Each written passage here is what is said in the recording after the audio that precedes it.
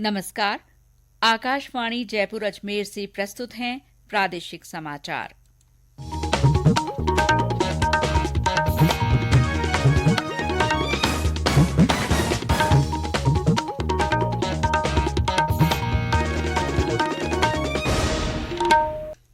मुख्य समाचार। न्यायमूर्ति धनंजय यशवंत चंद्रचूड़ ने उच्चतम न्यायालय के मुख्य न्यायाधीश की शपथ ली। लोकसभा अध्यक्ष ओम बिरला ने कहा, सूचना का अधिकार कानून का मुख्य उद्देश्य नागरिकों को सशक्त बनाकर लोकतंत्र को मजबूत करना है। प्रदेश में प्रभारी सचिव कल से जिलों का दौरा कर प्रमुख योजनाओं का फीडबैक लेंगे। राष्ट्रीय विधिक सेवा दिवस के मौके पर राज्य में पॉक्सो अधिनियम के तहत अपराध के शिकार बच्चों के लिए कानूनी सहायता अभियान की शुरुआत। और राज्य के पूर्वी जिलों में बारिश के कारण ज्यादातर हिस्सों में दिन और रात के तापमान में गिरावट। अगले 24 घंटों में उत्तरी भागों में बारिश के आसार।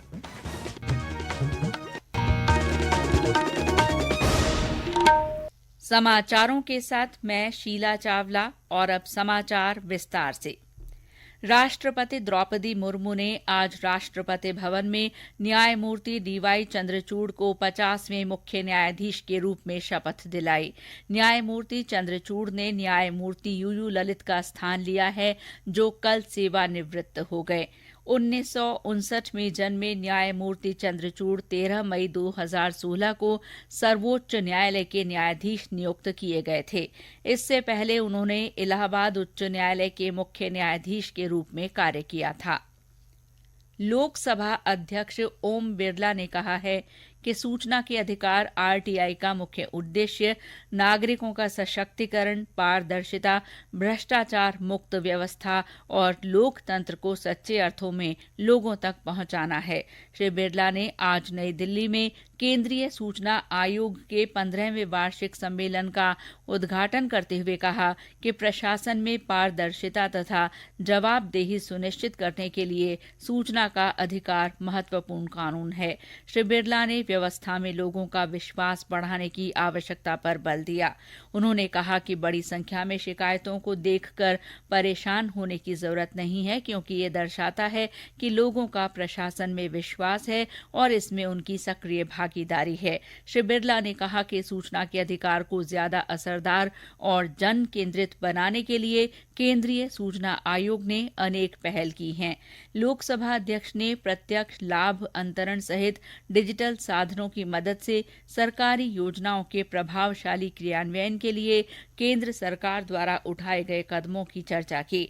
इस अवसर पर प्रधानमंत्री कार्यालय में राज्य मंत्री डॉक्टर जितेंद्र सिंह ने कहा कि पिछले 8 वर्ष में सरकार ने प्रशासन में पारदर्शिता बढ़ाने के लिए अनेक प्रयास किए हैं। उन्होंने कहा कि ज्यादातर सूचनाएं अब सार्वजनिक हैं और आरटीआई कहीं भी और किसी भी समय ऑनलाइन दाखिल की जा सकती है। चुनावी बॉन्ड की बिक्री आज से शुरू हो गई है। ये इस महीने की 15 तारीख तक जारी रहेगी। भारतीय स्टेट बैंक की 29 शाखाओं को इन्हें जारी करने और भुगतान के लिए अधिकृत किया गया है। वित्त मंत्रालय ने कहा है कि चुनावी बॉन्ड जारी करने की तारीख से 15 दिन के लिए वैध होंगे। वित्त मंत्रालय ने कहा कि भारतीय नागरिक व्यक्तिगत रूप से या किसी अन्य व्यक्ति के साथ मिलकर चुनावी बॉन्ड खरीद सकते हैं।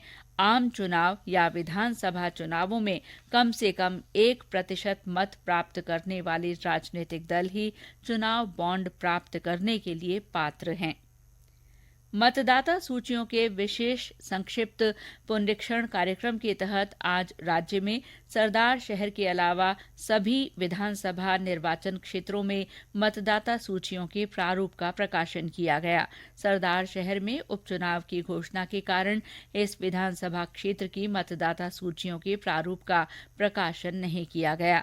मुख्य निर्वाचन अधिकारी प्रवीण गुप्ता ने बताया कि मतदाता निर्वाचन विभाग की वेबसाइट पर मतदाता सूची का प्रारूप देख सकते हैं। उन्होंने बताया कि राज्य में 77% से अधिक मतदाताओं ने मतदाता सूची में अपनी प्रविष्टि में आधार कार्ड लिंक करा दिया है। श्री गुप्ता ने बताया कि राज्य के मतदाताओं की सुविधा के लिए विभाग द्वारा टोल फ्री कॉल सेंटर स्थापित किया गया है। 1950 नंबर पर डायल कर आम जन मतदाता सूची से संबंधित किसी भी तरह की जानकारी प्राप्त कर सकते हैं और यदि कोई शिकायत है तो वो भी दर्ज करवा सकते हैं। ये समाचार आकाशवाणी जयपुर अजमेर से प्रसारित किए जा रहे हैं। प्रदेश में प्रभारी सचिव कल से जिलों का दौरा करेंगे। अगले 3 दिन प्रभारी सचिव जिलों में जाकर वहां राज्य सरकार की प्रमुख योजनाओं की समीक्षा करेंगे। साथ ही जनता की समस्याओं के निपटारे के लिए प्रशासनिक मशीनरी को दुरुस्त करेंगे। प्रभारी सचिव जिले के सांसदों, मंत्रियों, विधायकों से भी मिलेंगे और उनकी समस्याओं, शिकायतों के बारे में मुख्यमंत्री को रिपोर्ट पेश करेंगे। प्रभारी सचिवों को जिलों में फील्ड में जाकर विभिन्न फ्लैगशिप योजनाओं की पड़ताल करने और स्थानीय लोगों से प्रशासन का फीडबैक लेने को भी कहा गया है। ग्रामीण विकास और पंचायती राज मंत्री रमेश मीणा ने विभाग की सभी योजनाओं की मॉनिटरिंग ब्लॉक और पंचायत स्तर पर करने के निर्देश दिए हैं। आज जयपुर में विभाग की विभिन्न योजनाओं की प्रगति की समीक्षा करते हुए श्री मीणा ने अधिकारियों को योजनाओं को सही तरीके से लागू करने को कहा। बैठक के बाद श्री मीणा ने बताया कि गांवों का व्यवस्थित विकास हो, इसके लिए काम हो रहा है।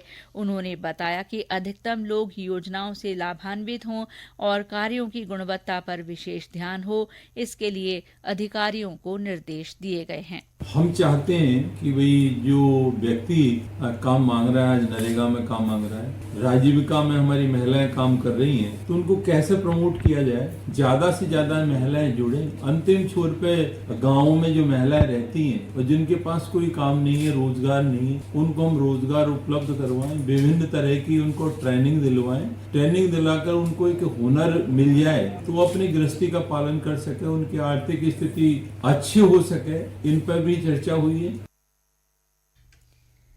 राजस्थान राज्य विधिक सेवा प्राधिकरण की ओर से पॉक्सो अधिनियम के तहत अपराध के शिकार बच्चों के लिए कानूनी सहायता अभियान शुरू किया गया है।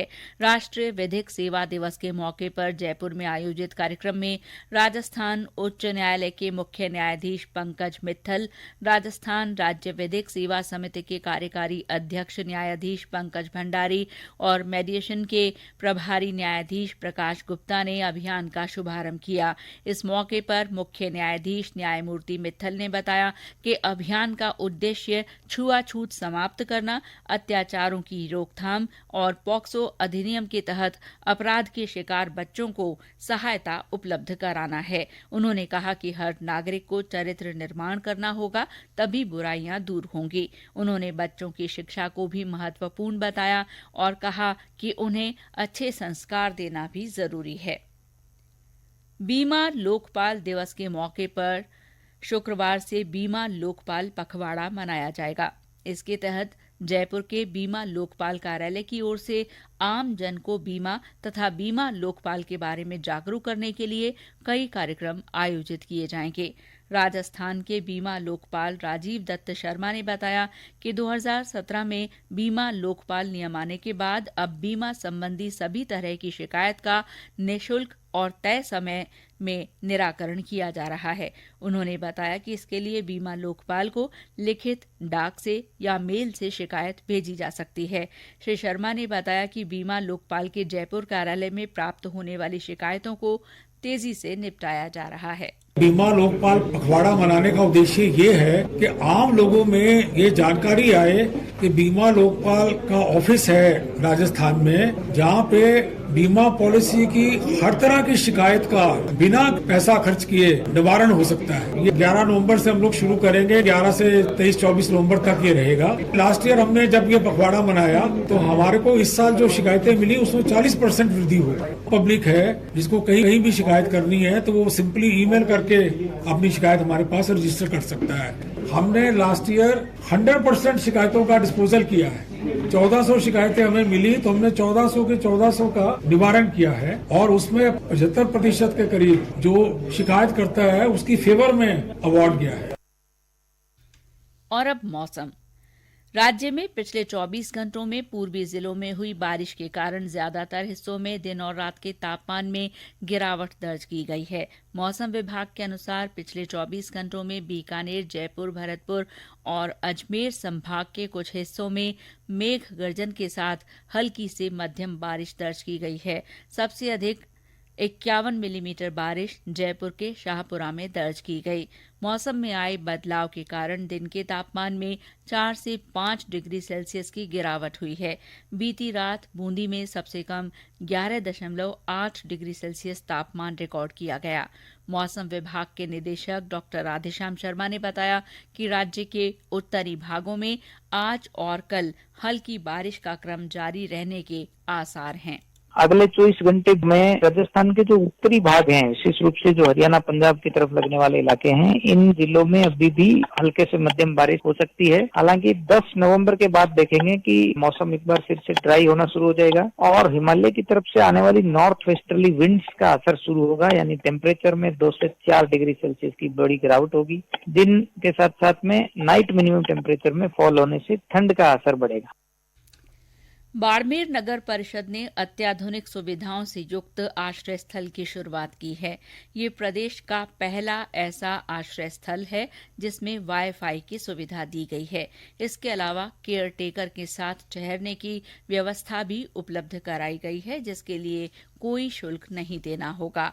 और अंत में मुख्य समाचार एक बार फिर।